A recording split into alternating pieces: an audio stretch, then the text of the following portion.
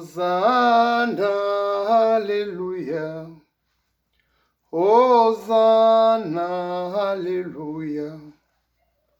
Hosanna, Alléluia. Hosanna, Alléluia. Bapasi nanga nyonso. Yesu amema kyango nekulusu. Kolela nanga nyonso. Yesu amema kyango nekulusu. Alléluia. Père éternel, là nous venons en ton nom. Seigneur, c'est toi qui nous as mandatés. Sans toi, nous ne pouvons rien. Père, voici, je viens, au nom puissant de Jésus-Christ, proclamer ta parole. Je bénis les frères et sœurs que tu as disposés pour cette parole. Saint-Esprit, je compte sur toi. Saint-Esprit, sans toi, je ne peux rien. Les hommes ont parlé de ta part. C'est toi qui as parlé à travers les hommes. Viens parler, viens nous parler, viens nous enseigner. Tu es là pour nous exhorter, pour nous corriger, pour nous guider. Bénis-nous car ta parole est là pour nous bénir. La Bible dit, tu envoies ta parole et ta parole les guérit. Guéris nos âmes, guéris nos corps, guéris nos finances.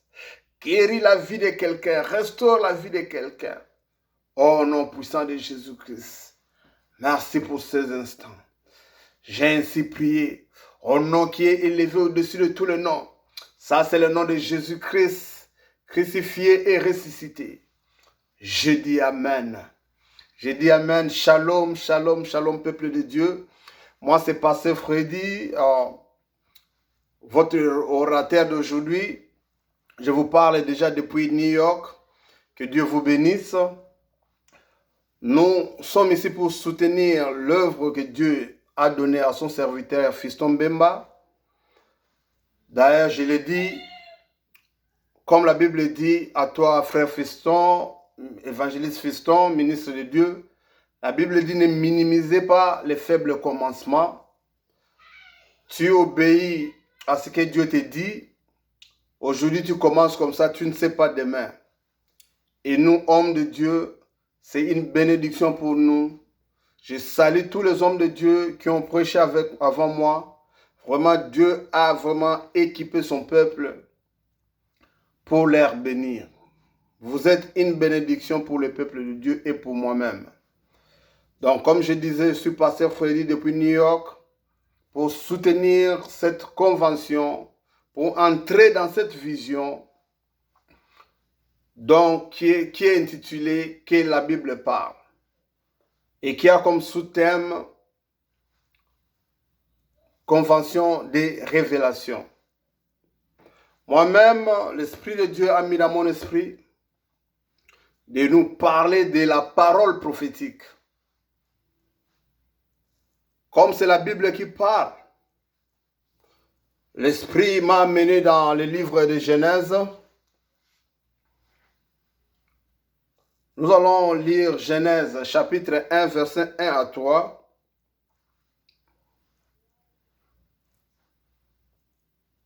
Genèse chapitre 1, verset 1 à 3. Écoute ce que la Bible dit. Au commencement, Dieu créa les cieux et la terre.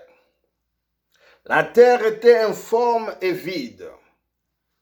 Il y avait des ténèbres à la surface de l'abîme, et l'Esprit de Dieu se mouvait au-dessus des eaux. Dieu dit que la lumière soit, et la lumière fut. Nous allons aussi considérer Jean, chapitre 1, versets 1 à 3. Au commencement était la parole, et la parole était avec Dieu, et la parole était Dieu. Elle était au commencement avec Dieu. Toutes choses ont été faites par elle. Et rien de ce qui a été fait n'a été fait sans elle. Gloire à Dieu, gloire à Dieu. Bien-aimés, nous allons laisser la Bible parler. Voici ici pour nous Jean, chapitre 1, verset 1 à 3. Et Genèse, chapitre 1, verset 1 à 3.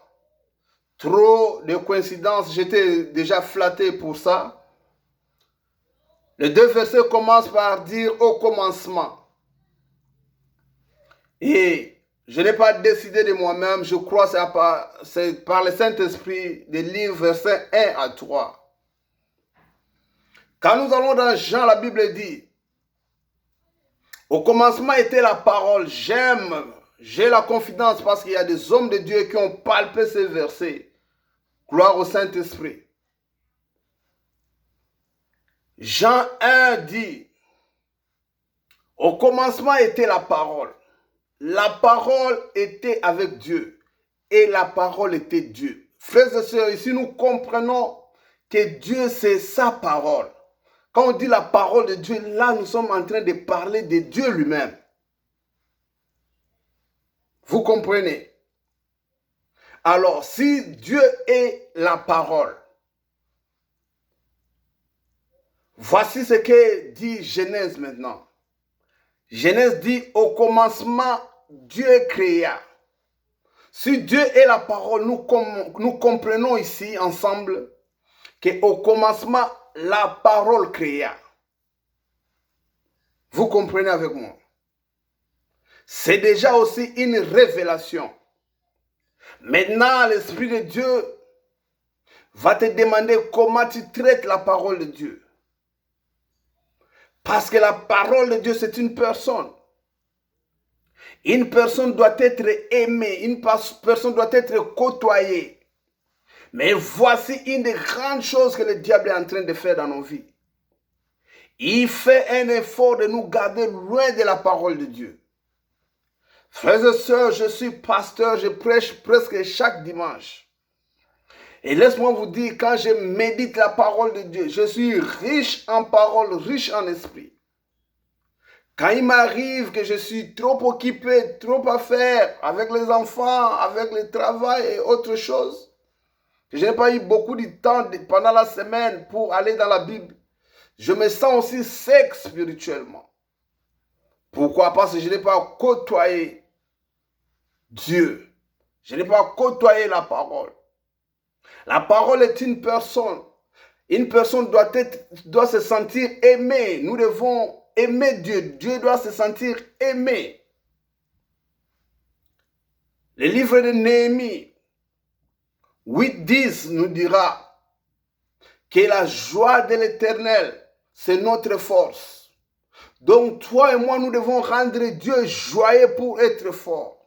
Mais comment nous allons faire cela?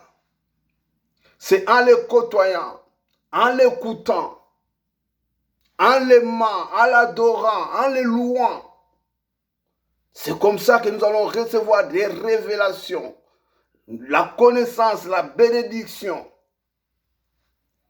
Alors, quand nous allons continuer avec nos deux versets, nous voyons que Genèse dit, au commencement, Dieu créa les cieux et la terre. Comme je vous ai dit, si on doit paraphraser, on dira au commencement, la parole créa. Frères et sœurs, aujourd'hui nous utilisons la parole. Tu m'entends par mes paroles. Nous utilisons la parole aujourd'hui dans le monde pour communiquer. Si vous parlez, je vous écoute. Ma femme parle, je les écoute. Mes enfants parlent, je les écoute. Quand je parle, ils m'écoutent. Là, vous m'écoutez par mes paroles. Mais laisse-moi te dire, comme cette convention est une convention de révélation, que la parole n'était pas premièrement créée pour communiquer. Oui, communiquer avec la parole, c'est un grand aspect. Mais quand Dieu était seul dans Genèse 1, chapitre 1, verset 1, il ne communiquait pas avec l'un et l'autre. Il utilisait la parole pour créer. Donc, la parole était faite premièrement pour créer. Alors par révélation, nous comprenons que si nous mettons la parole en nous, j'ai aimé un bon prédicateur qui est passé ici, tout c'était bon, mais j'ai retenu quelque chose qu'il a dit. Il a dit avant de parler, Dieu avait demandé à Ézéchiel de consommer la parole, de mettre la parole de Dieu en lui. Donc c'est mettre Dieu en toi. Et après Dieu lui a dit, va parler maintenant. Alors, quand la parole de Dieu est en nous, en méditant, Romains 10, 17 nous dit, la foi vient par ce qu'on entend. Et ce qu'on entend, c'est la parole de Dieu. Donc, quand nous méditons, la parole reste en nous et cela crée la foi. À partir de cette foi-là, à partir de la parole de Dieu en nous, nous pouvons aussi créer. Parce que la parole de Dieu est en nous. Si tu n'as pas la parole de Dieu, tu ne peux pas créer. Parce que la parole n'est pas en toi. Quand tu vas te sanctifier et tu vas parler, l'Esprit de Dieu qui est en toi, la parole de Dieu qui est en toi, qui représente la personne de Dieu lui-même, vont prendre tes paroles et matérialiser cela. Voyez-vous, Dieu nous appelle à utiliser sa parole pour créer.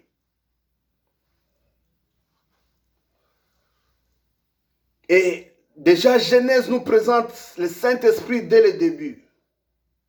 Nous devons être sûrs que le Saint-Esprit est avec nous. Le Saint-Esprit reste avec nous à travers l'acceptation de Jésus-Christ comme ton Sauveur et Seigneur. Si tu n'as jamais reçu Jésus comme ton Sauveur et Seigneur, tu peux dire maintenant, ce n'est pas compliqué. Seigneur, viens dans ma vie.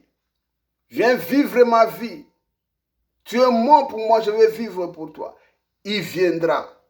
Quand Jésus viendra, en même temps, le Saint-Esprit va venir. Nous l'appelons Esprit. Mais nous devons comprendre que c'est un esprit différent. Il est saint, il est pur. Alors, une fois, je voyais cette vision. Dans cette vision, j'avais un chien blanc. J'aime les chiens. Quand j'étais au Congo, j'avais un chien.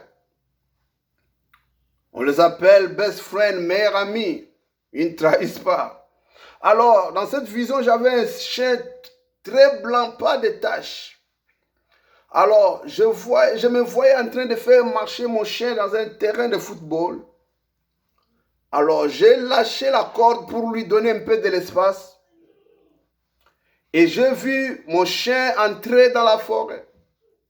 Alors, j'ouvris ma bouche pour appeler les chiens pour rentrer vers moi. Alors, quand j'ai commencé à parler, au lieu d'appeler le nom Bouba, c'est le nom Saint-Esprit qui sortait. Saint-Esprit revient, Saint-Esprit revient. Je dis, ouf, je me suis réveillé, j'ai dit, mais qu'est-ce qui s'est passé? Et le Saint-Esprit m'a fait comprendre qu'il est notre meilleur ami. Alléluia. Il est avec toi partout, il représente Dieu. Plusieurs fois, on se retrouve dans les hôpitaux quand la femme veut accoucher ou bien il y a une opération. Le docteur va te laisser dehors. Mais la bonne chose avec le Saint-Esprit, il ira avec toi partout. Mais il aime la sainteté, c'est un esprit saint. Alors sois sûr qu'il est en toi. Parce que la Genèse nous montre qu'il était en train de souffler, de mouvoir au-dessus des eaux. Ça c'est Genèse 1, verset 2. Directement au verset 3, la Bible dit, et Dieu dit que la lumière soit. Donc si tu es dans la sainteté, si tu te sanctifies, tu demandes à Dieu de te sanctifier. Le Saint-Esprit va mouvoir dans ta vie. Il sera là dans ta vie. Et toi-même, en accord avec Dieu, tu vas parler, tu vas dire que la lumière soit. Et le Saint-Esprit va exécuter la volonté de Dieu pour créer dans ta vie. La Bible dit dans Jean que tout ce que nous voyons a été créé sans que la... Non, je dirais ceci. La Bible dit Tout ce qui a été créé sans elle. J'étais tenté de prêcher en anglais parce que là, j'ai déjà des problèmes avec mon français. Chez moi, à la maison, on parle anglais et lingala.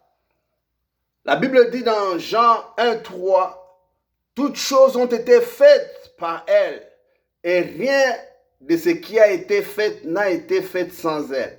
Rien de ce qui a été fait sur la terre au ciel n'a été fait sans la parole. Voyez-vous, la parole est très importante. Mais le diable fait un effort pour nous garder loin de la parole. Là, Dieu te demande déjà de tomber encore amoureux de la parole. Josué nous dira, méditez, Josué 1:8, méditez jour et nuit si vous voulez réussir. La parole est mystérieuse. J'aime un homme de Dieu, un chanteur qui a chanté disant, Dieu se cache dans sa parole. Si tu viens avec la tête lire la Bible, tu ne vas rien comprendre. Mais si tu te laisses en esprit, tu lui demandes un mot, comme le centenier avait dit, dis un mot, l'âme de mon serviteur sera guérie.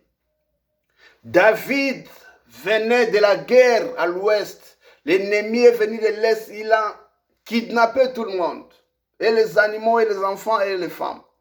David rentre dans la ville. Le peuple menace de lapider David. David étant un homme spirituel, est allé en prière, il a demandé à Dieu, je viens de la guerre, je suis fatigué, dois-je suivre les femmes, les enfants et les choses qui ont été kidnappées, enlevées ou non? L'Esprit de Dieu lui a dit, vas-y. Donc, un vas-y de Dieu veut dire, il y a la bénédiction, il y a l'accord, il y a l'assistance de Dieu. Un mot venant de Dieu va changer ta vie, mon frère, ma soeur. Je parlais de la parole prophétique. La parole, nous faisons allusion à la parole de Dieu. Mais quand nous disons prophétique, c'est quand les hommes parlent de la part de Dieu. Mais une chose, j'ai remarqué, bien aimé, est que nous parlons seulement d'un aspect de la prophétie. Ça, c'est de l'aspect du futur, l'aspect de la prédiction. Tu seras grand, tu iras, tu réussiras. Mais j'ai été flatté, attiré, même révélé par Ézéchiel, chapitre 37. Quand tu lis déjà versets 6, 7, 8, tu verras Dieu apparaître à Ézéchiel. C'est l'histoire des ossements sèches. Dieu demande à Ézéchiel, Ézéchiel, est-ce que ces os sèches peuvent vivre encore? Ézéchiel dit, Seigneur, c'est toi qui connais.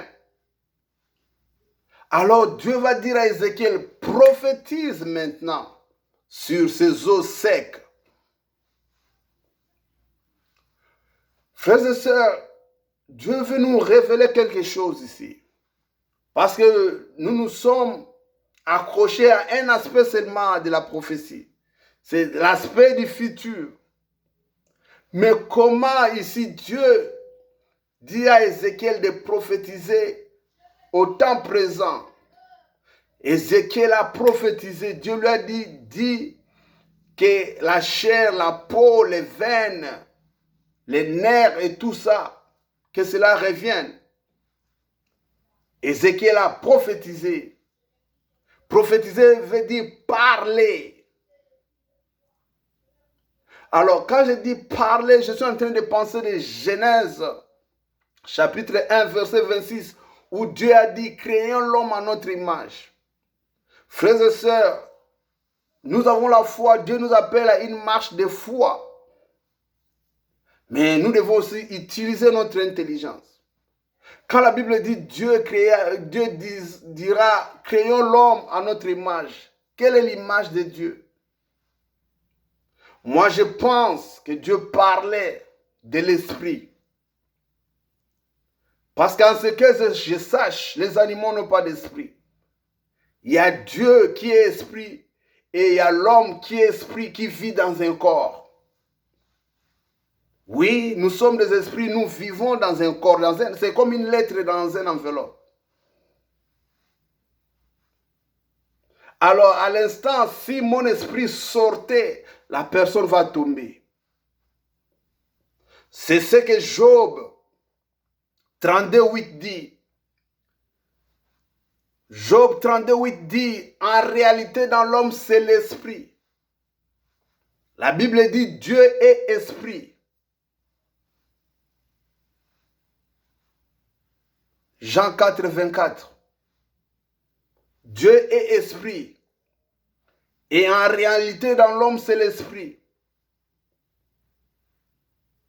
Dieu parle, les hommes parlent. Avec des paroles comme je parle là. Ce sont des grandes ressemblances que l'homme a avec Dieu. Je pense et je crois quand Dieu a dit, créons l'homme à notre image, c'est ce qu'il disait. Alors, prophétiser veut dire parler de la part de Dieu. Ézéchiel parlait de la part de Dieu. Nous devons aussi parler parce que nous ressemblons à Dieu.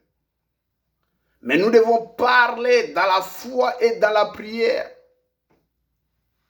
Car prier, nous prions la parole de Dieu. Quand tu pries, il faut donner à Dieu ses paroles parce qu'il ne peut pas nier sa parole. Dieu te parle, il dit à quelqu'un, prophétise pour toi-même. Parce que l'église de l'Afrique est assise sur la prophétie. Et tous ces prophètes connaissent cela, c'est pourquoi maintenant ils vendent même les prophéties. Tu donnes $100, ils te donnent la prophétie. Mais frères et sœurs, tu ne savais pas que tu peux prophétiser aussi ta propre vie. Cette femme qui avait perdu le sang pendant 12 ans, quand elle marchait vers Jésus, elle disait, si je puis seulement toucher sa robe, si je puis seulement toucher la pente de sa robe, elle parlait à elle-même. Elle prophétisait déjà sa vie. Quelqu'un dit, je peux prophétiser pour ma vie moi-même? Oui. Fais ça dans la foi. Dans la tête, ça ne fait pas de sens, mais la foi aussi, c'est la folie. Quand tu regardes la foi avec les yeux de la logique, la foi est une folie. Ça ne fait pas de sens. La prophétie, c'est quand l'homme parle de la part de Dieu. Mais quand c'est Dieu lui-même qui te parle, c'est une promesse. Et la Bible nous dit les promesses de Dieu sont oui et amen. À Dieu, c'est quelque chose qui est déjà oui, c'est-à-dire Dieu est d'accord, c'est déjà fait. À notre niveau, c'est amen, c'est-à-dire nous entrons en accord avec Dieu pour dire ainsi soit-il. Je suis d'accord que ce que Dieu dit soit ainsi. La parole est prophétique. Frères et sœurs, comme nous parlons d'une convention de révélation, j'ai aimé toutes les définitions que les hommes de Dieu ont parlé de la révélation. D'autres ont dit que c'est une découverte. Par exemple, quand on veut montrer à la population un statut qui était fait, monté, on couvre d'abord, quand tout le monde est là, la cérémonie est là, et puis on enlève le voile qu'on avait mis dessus. Les gens découvrent, c'est la révélation. Maintenant, tu ne savais pas c'était qui sous l'étoffe. Maintenant, quand on a levé l'étoffe, tu comprends que c'est un animal, c'est un homme. Maintenant, tu connais. La révélation, c'est comme une connaissance. Alors, voici ce que Jérémie 33, verset 3 nous dit. Il dit, invoquez-moi. Je vous ferai connaître les choses que vous n'aviez pas connues, les grandes choses. La révélation, il faut la demander. Quand tu invoques Dieu, Dieu va te faire comprendre une fois. J'ai prié parce que je ne comprenais pas ce qui s'est passé autour de moi. Et Dieu m'a révélé. Dieu m'a fait entendre la conversation des gens. J'ai entendu celui-ci, tout ce qu'il a dit et la réponse de l'autre. Il discutait, il parlait de moi. Dieu m'a fait entendre leur conversation.